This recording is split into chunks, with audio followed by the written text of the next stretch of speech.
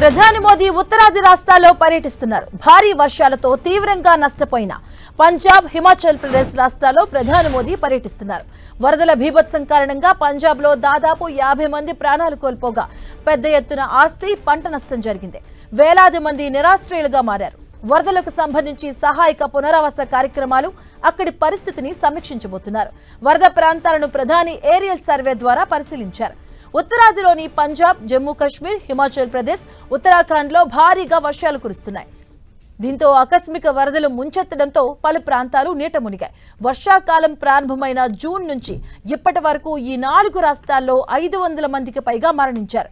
ఒక్క హిమాచల్ ప్రదేశ్లోనే జూన్ 20 నుంచి ఇప్పటి వరకు 95 ఆకస్మిక వరదలు, 45 క్లౌడ్ బర్స్ట్, అలాగే 132 భారీ కొండ చర్యలు విరిగిపడిన ఘటనలు నమోదయ్యాయి. దీంతో సుమారు 355 మంది మరణించగా 49 మంది ఆచూకీ లేకుండా పోయింది.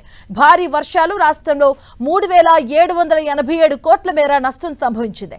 అదేవిధంగా వరదల ధాటికి మండి, సిమ్లా, కులు, చంబా జిల్లాల్లో సహా 1217 చోట్ల రోడ్లు కొట్టుకుపోయాయి.